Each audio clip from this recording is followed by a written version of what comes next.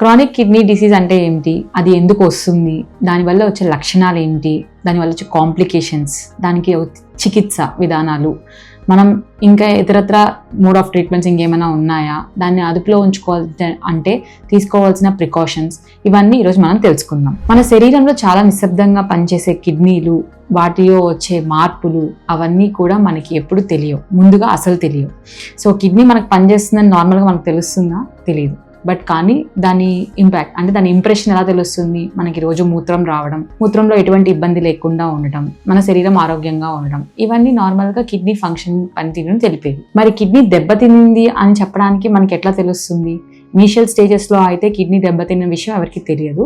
But గ్రాడ్యువల్గా కొన్ని symptoms తెలుస్తూ ఉంటాయి. బట్ గ్రాడ్యువల్గా దాని దెబ్బతిని ఆ పనితీరు మారడం వల్ల మనకి ఇంకా లక్షణాలు అనేవి ఇంకా ఎక్కువగా బయటపడుతూ ఉంటాయి. అసలు క్రానిక్ కిడ్నీ డిసీజ్ అంటే ఏంటి అంటే, ఒక దీర్ఘకాలికంగా కిడ్నీ వాపు చెందడం కానీ, కిడ్నీ దెబ్బతినడం వల్ల వచ్చే మార్పులు వల్ల వచ్చే లక్షణాలు మన క్రానిక్ కిడ్నీ డిసీజ్ యొక్క లక్షణాలుగా చెప్పుకోవచ్చు.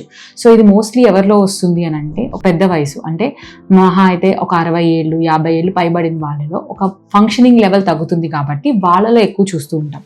కానీ ఈ రోజుల్లో వచ్చేసరికి చిన్న పెద్ద ఎవరు తేడా లేకుండా వాళ్ళు ఉండే ఏరియాస్ కూడా, అంటే కొన్ని ఫ్లోరిన్ కంటెంట్ ఏరియాస్ కానీ, లేకపోతే ఇక్కడ వాటర్ కంటెంట్ పొటాషియం లెవెల్స్ ఎక్కువగా ఉండడం, సో ఇట్లా కంటెంట్ ఏరియాని బట్టి కూడా ఈ మధ్య మనకి ఈ కిడ్నీ డిసీజెస్ అనేవి కూడా ఎక్కువ చూస్తున్నాం.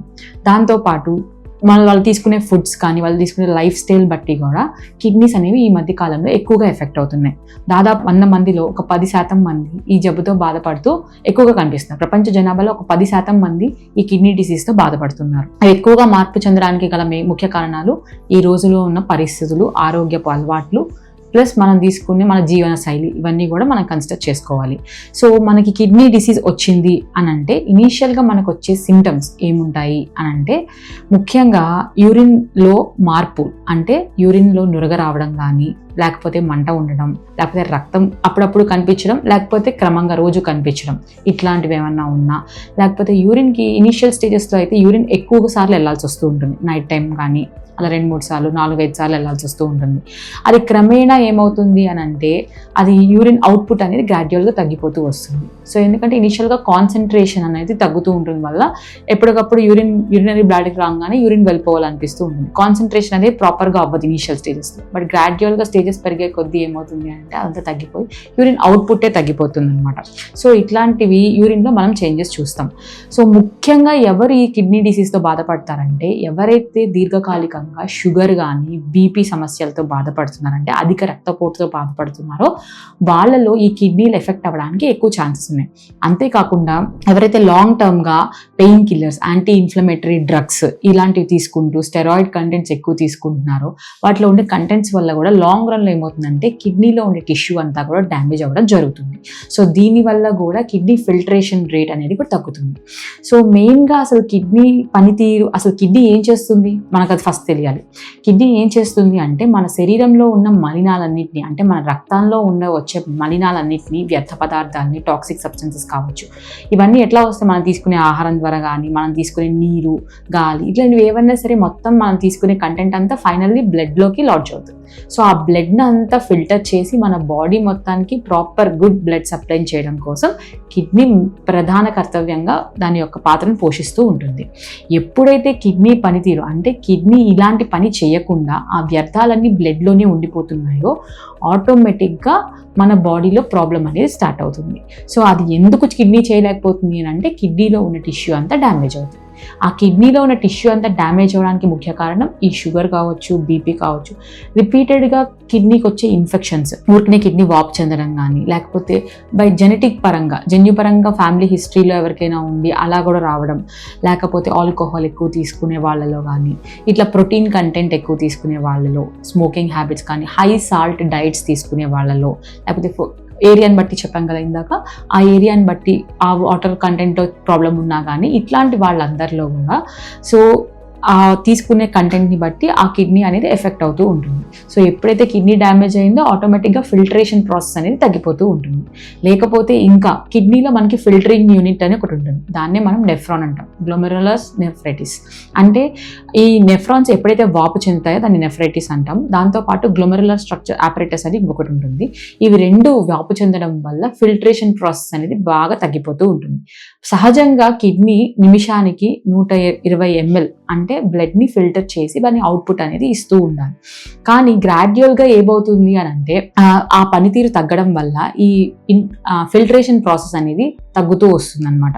సో దాని ప్రకారంగా ఆ ఫిల్టరేషన్ ప్రాసెస్ ఎంత ఉంది, నిమిషానికి ఎంత అవుట్పుట్ ఇస్తోంది అనే దాన్ని బట్టి దాన్ని ఈ క్రానిక్ కిడ్నీ డిసీజ్ని మనం 5 స్టేజెస్గా అంటే 5 దశలుగా విభజించబడింది. సో ఫస్ట్ స్టేజెస్లో ఏంటంటే కొంత క్రమంగా దానిలో కొంత పార్ట్ ఆఫ్ ఫంక్షనింగ్ అనేది తగ్గుతుంది. దాంట్లో అప్పుడు దాన్ని తగ్గడం వల్ల అవుట్పుట్ అనేది లెస్ దెన్ 90 ml అనేది ఉంటుంది. అది సెకండ్ స్టేజ్లో వచ్చేసరికి 60 to 89 ml వరకే వస్తుంది. తర్వాత థర్డ్ స్టేజ్లో వచ్చేసరికి 30 to 59 ml వస్తుంది. ఫోర్త్ స్టేజ్లో వచ్చేసరికి 15 to 29 ml మాత్రమే వస్తుంది. తర్వాత ఫైనల్ స్టేజ్ అంటే కంప్లీట్ కిడ్నీ ఫెయిల్యూర్ అని చెప్పొచ్చు మనం. ఆ స్టేజ్లో వచ్చేసరికి లెస్ దాన్ 15 ml కూడా అవుట్పుట్ ఉండదన్నమాట.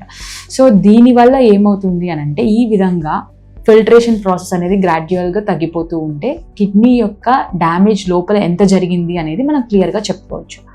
సో ఇంకా ఫైనల్ స్టేజ్కి వెళ్ళిపోయిన తర్వాత వాళ్ళని డయాలసిస్లోకి కూడా తీసుకెళ్ళిపోతారు. డయాలసిస్ అంటే ఆర్టిఫిషియల్గా కిడ్నీ ఏదైతే పని చేయాలో శరీరంలో అది మనకి కృత్రిమంగా అంటే బయట నుంచి చేయబడుతుంది అనమాట. సో మనకి లాంగ్ టర్మ్లో ఇలా డయాలసిస్ చేస్తున్నా కూడా వాళ్ళకి మిగతా రికరెంట్ ఇన్ఫెక్షన్స్ రావడానికి కూడా ఛాన్సెస్ ఎక్కువగా ఉంటాయి.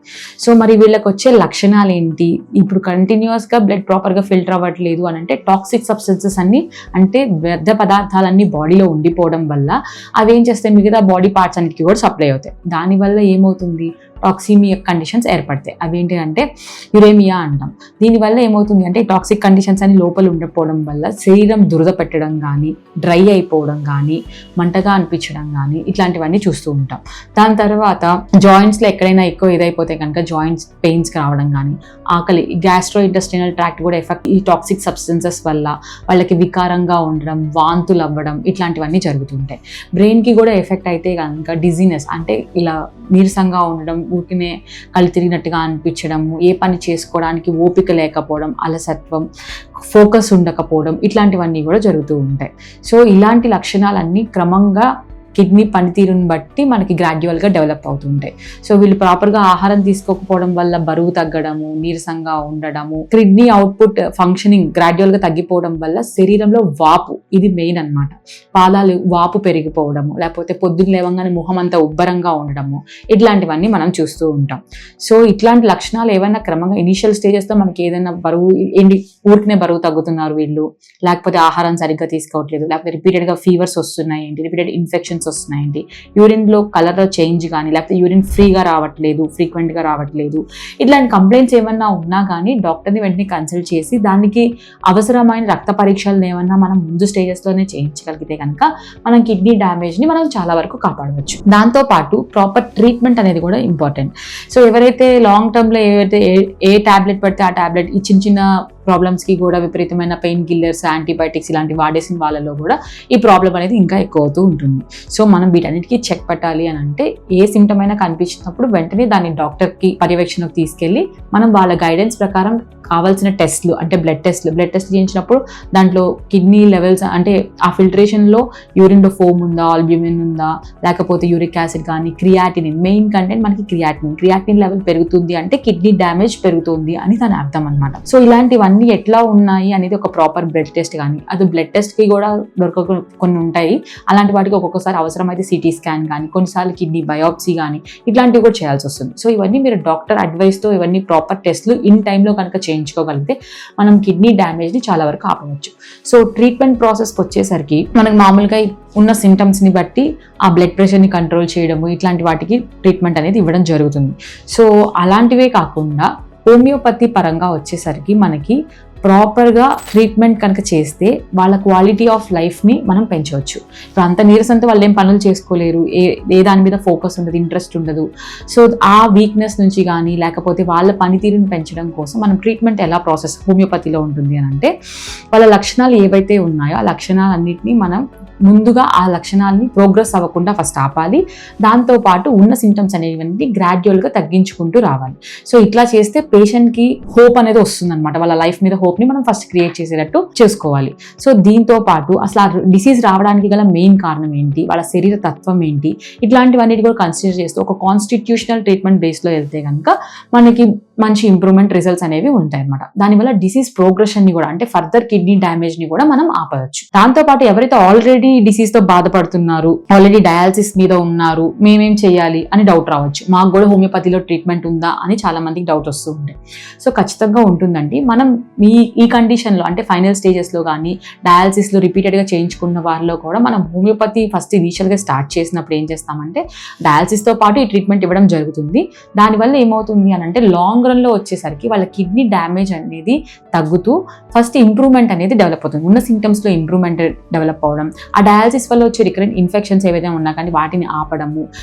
డయాలసిస్ అనేది మనం ఫ్రీక్వెంట్గా ఎన్ని సెషన్స్ ఇస్తున్నాము, మంత్లో వీక్లీ ఎన్ని సెషన్స్ ఇస్తున్నాము, వాటిని కూడా మనం అంటే వీక్లో ఒకవేళ 2-3 సెషన్స్ ఇస్తున్నట్టు దాని ఫస్ట్ 2 సెషన్స్కి, తర్వాత 1 సెషన్కి, అంటే మనం కిడ్నీ క్యాపబిలిటీని పెంచుతూ బాడీ క్యాపబిలిటీ ఇమ్యూనిటీ పెంచుతూ ఉంటే కనుక డయాలసిస్ని సెషన్స్ని కూడా మనం తగ్గించుకుంటూ రావచ్చు అనమాట. సో ఈ విధంగా మనం ప్రాపర్ గైడెన్స్తో ప్రాపర్ సపోర్ట్తో ఒక హోమియో డాక్టర్ దగ్గర కనుక మీరు ట్రీట్మెంట్ తీసుకున్నట్టయితే కనుక ఈ డిసీజ్కి కూడా మనం క్వాలిటీ ఆఫ్ లైఫ్ని బాగా పెంచవచ్చు. సో స్టార్ హోమియోపతిలో మీకు దీనికి best type of group of doctors ఉంటారు. దీనికి స్పెసిఫిక్గా ఏ డిసీజ్కి తగ్గట్టుగా ఆ డిసీజ్ తగ్గట్టుగా ఆ ట్రీట్మెంట్ లెవెల్స్ అనేవి ఆ ట్రీట్మెంట్ కండిషన్కి తగ్గట్టుగా ట్రీట్మెంట్ అనేది చేయడం జరుగుతుంది. ఎటువంటి సైడ్ ఎఫెక్ట్స్ ఉండవండి. దీనివల్ల ఇటువంటివే కాకుండా దీనివల్ల వచ్చే మిగతా సమస్యలు కూడా మనం అరికట్టవచ్చు. ఓకేనా? సో ఎవరైనా ఈ సమస్యలతో బాధపడుతున్నారు వెంటనే స్టార్ హోమియోపతిని సంప్రదించండి, వైద్యాన్ని అందుకోండి.